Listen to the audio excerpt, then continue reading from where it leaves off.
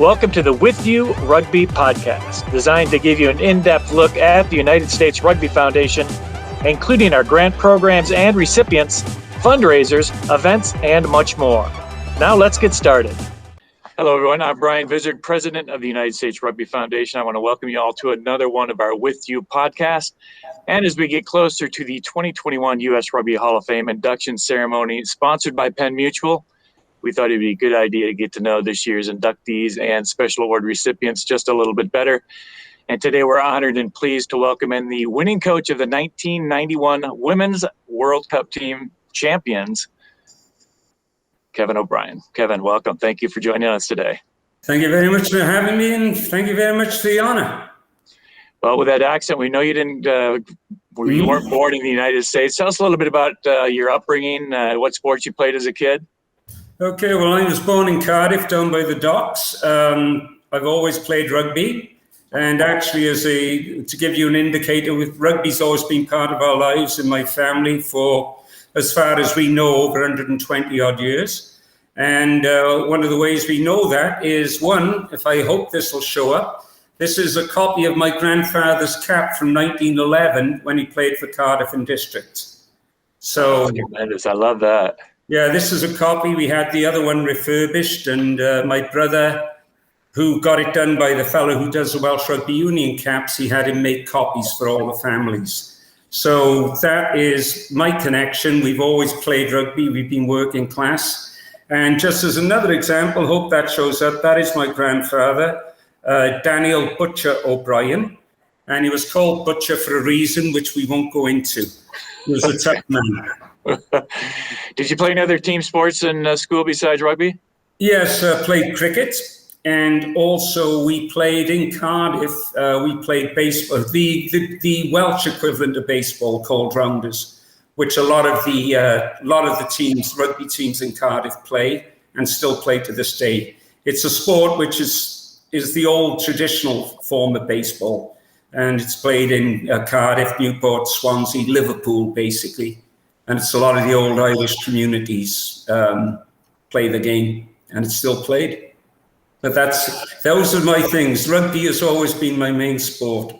So you must have grew up in the heyday in Wales when Gareth Edwards was running around. Was that around the same time period, or? Well, I'm 74 now, so the fact is, I was born in the heyday of Cliff Morgan in the 50s. I used to go watch him play with my uncles, who were also rugby players, when he played for Cardiff. And basically, yes, I was well aware. I went to college. We'll get to the college situation in St. Mary's, but we were just down the road from London Welsh, and we used to go watch in the 60s. We used to go play our games in the morning and go watch London Welsh play in the afternoon, with half the Welsh team playing, JPR Williams, Mervyn Davis, and all the rest of them. Well, that's been quite a time. Now, you mentioned St. Mary's College in London. That's where you went to school. What were some of those your favorite memories from those days?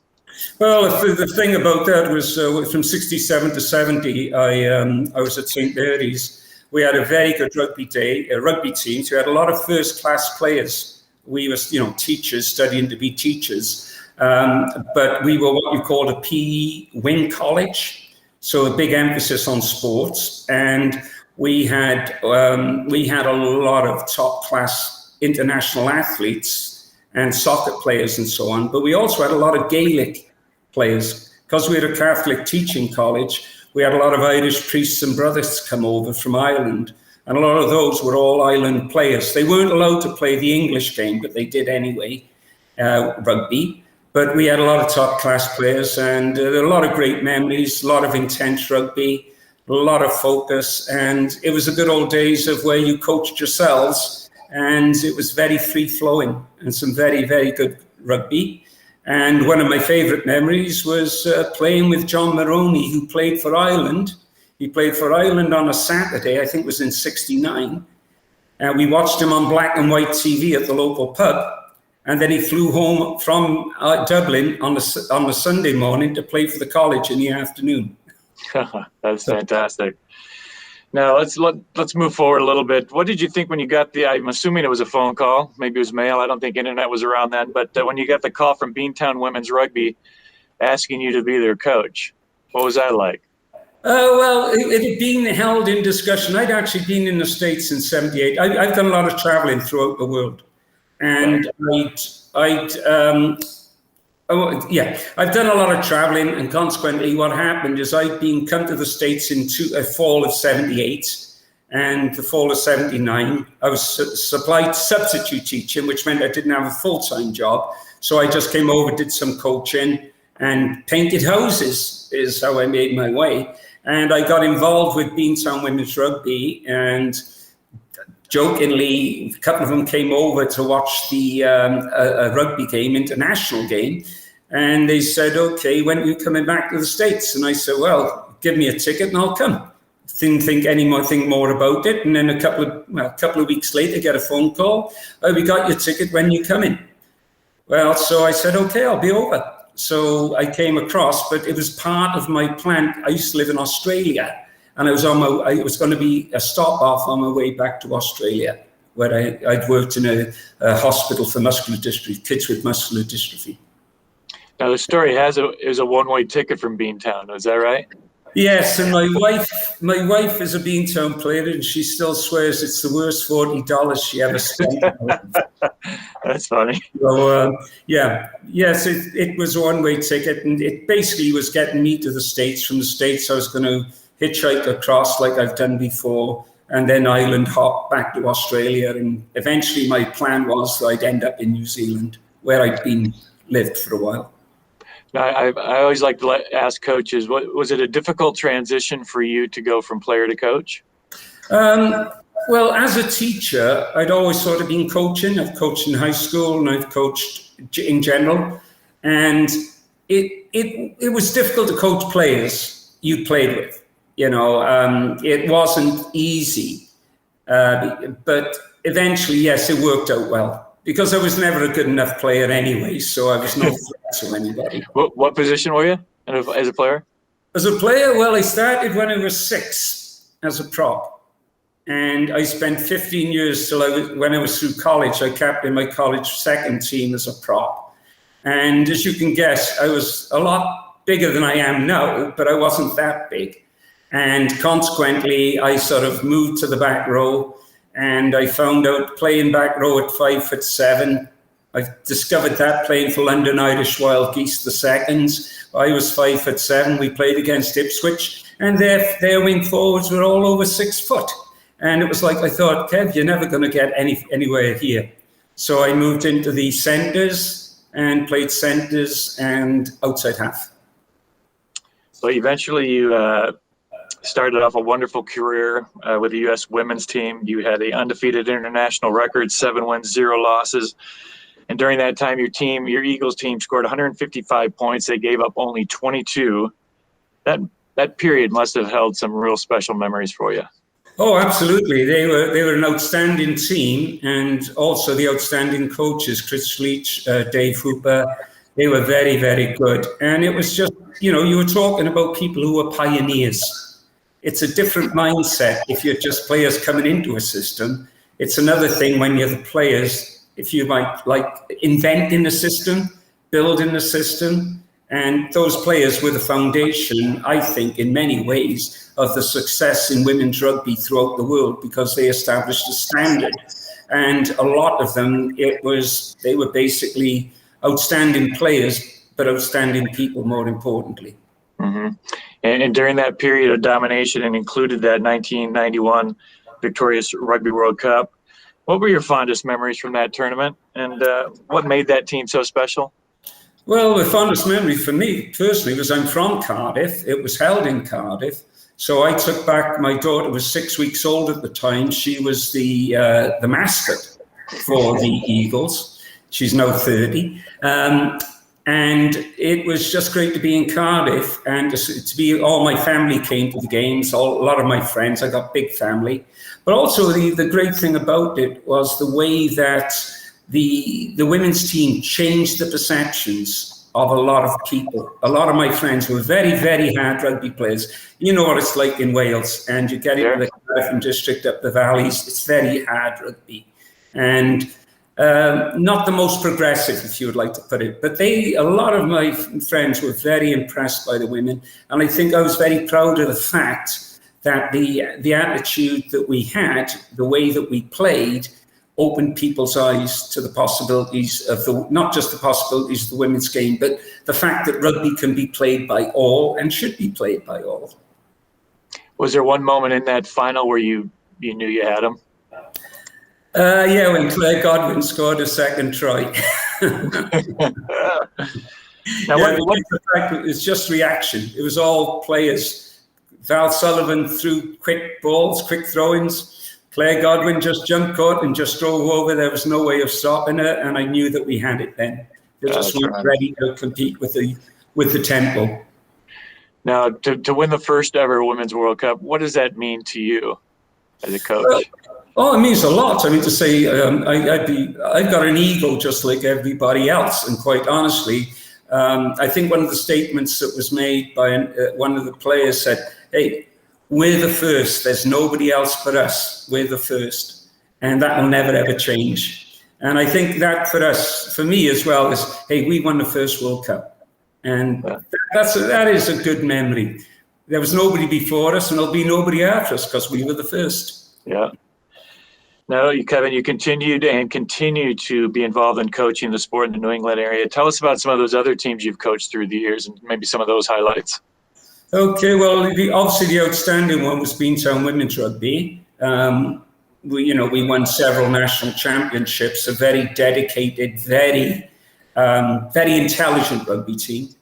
And they were a team with real purpose. It was a joy to coach them because they'd call you out if it wasn't working. And, it was very good in that respect that you couldn't get away with not being good, put it that way.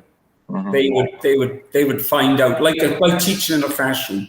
There's you can teach, but whether you're a good teacher or a bad teacher, the kids find you out.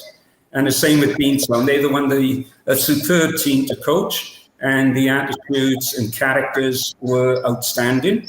I also coached. Actually, there's one thing which wasn't mentioned in the bio, which I got. I wouldn't say it was an irate phone call, but a peeved phone call from an Harvard alumni who said, why did they mention 80? I think it was 81, 82. I think it was 81, where Harvard lost in the finals to Cal Berkeley of the national colleges. So I'm making that correction now before I get shouted at again. Is that men's or women's? That was the men's team. Okay. Now you've coached national teams, you've coached club teams, college teams, high school teams, men and women. Do you feel you have to change your strategy or philosophy at all with these different teams, or is it like one set pattern that kind of worked overall and you've stuck with it? There's no set pattern. You can't if you go with the regimen of just one way of coaching, then you're gonna atrophy and stagnate. But also you're not going to meet the needs of your players. It's the big thing at the moment is you adapt to the players that you have and you work within the parameters that they establish by their abilities. If they've got experience and ability and they've got the drive, then you can coach international level. And I wouldn't say it's easy, but it's the players who drive a lot of the curriculum, if you will. When you're working with college players who haven't played, then you've got to adapt your approach, you've got to adapt your tempo, and you've got to recognize, you've got to play to your audience is basically what you're doing. And when you're working with 6-7-year-old kids in primary schools, it's a laugh a minute because you can get away with murder, but it's marvelous to see how they react to the magical nature of what you can do with a rugby ball. It's a lot different. Is there a favorite level of play that you enjoy coaching? Is it boys, girls, men, women, or club, collegiate, high school? Is there a favorite for you? Well, obviously the national team is in a plane that's on a plateau of its own. That is outside the scope of regular type coaching, if you like. But yeah, I just enjoy coaching. I enjoy it when you get the reaction from people. And I like to see people being successful, but I also like to see people challenge themselves and suddenly think, oh, I got it now. I see what you were getting at. And you see the light bulbs go off. So I don't mind who I coach, quite honestly. It's my thing is I'm a teacher. All coaches are teachers, but I'm a teacher. If you want to know something, I'll work with you. And if I can do anything to advance you, I will. And I get pleasure out of the act of teaching. Not saying it's not frustrating, mind. But yes, I thoroughly enjoyed coaching high school women. Okay, good. Yeah. Now, I'm assuming the Rugby World Cup in '91 was probably the highlight of your coaching. Is there another one or two highlights that really stand out for you? Apart from the national championships, but playing with my brothers, playing at home where you play with, I've got three brothers from a big family. The area we come from in Cardiff is all big families. And I used to be a longshoreman as well as teaching. I used to work with my brothers on the docks and so on. And I used to work with a lot of my friends. And the highlights was playing for the docks team in Cardiff, the Dockers, and playing for them against other teams, and playing with your cousins, your brothers, and all the rest of it. Those are fun times. What was that like? The club rugby in Wales back then, was it pretty hard rugby? I'm assuming. Very hard rugby. Cardiff and District was very hard rugby. We played good rugby, but it were all working men. It was all, mostly it was, like I said, besides teaching, I was a longshoreman. It was the teams I played for, St. Joseph's and so on, Cardiff Internationals, who were a multiracial team in Cardiff. They were all hard working men. And, there was no quarter asked or given when you were on the field, but generally the rugby was of a high standard. Yeah. Was there, looking back on your coaching career, was there one player or maybe two or three that really stood out that you just really, really enjoyed coaching? Well, the first one and obvious is Karen Onifrey, K.O. Onifrey, who was captain of Beantown, who got me involved in women's rugby. She's the one who got me involved in the first place. And as she quotes the story, she asked me if I would come and help with the women's team, Beantown. And I said, women don't play rugby. That went down like a lead balloon. So she said, oh, yes, we do. Would you like to come and watch one of our trainings? So I thought, I have no idea, because I didn't know. This was in the 78. Right. And I went along and I watched. I thought, they're not bad. And the more I watched, the more I could see. And I was coaching, I think it was Beacon Hill at the time, and playing for them as well. And basically, that's how I got involved in women's rugby. Karen Onifrey, KO, was the one who's the icon of women's rugby. She is the one who she's a beacon for me. And we adopted each other. She's my sister. And she lives just down the road from me, about 20 miles down the road, and coaches Middlebury College in Vermont. And I've helped her many times coach Middlebury. That's right. An outstanding example. But the other one, there's so many of them, it's almost not right to pick one out. But another player who was really very influential on me, and I really had incredible respect for, was Kathy Flores. Kathy was the epitome of an intelligent rugby player who understood the game and who had a great attitude about the game. And we always had the very strong rivalry between Beantown and Florida State. Those were always the big rivalries. And even at national championships, Kathy and we'd be up early in the morning, and somehow or other, quite often, we'd bump into each other at a coffee shop and we'd just sit down, drink a coffee, talk about rugby and life in general. Then in the afternoon, we'd be playing in the national championships. But she was a marvelous person and a fantastic rugby player. Well, if I'm not mistaken, I think several of those 1991 women, didn't they go on to coach rugby as well?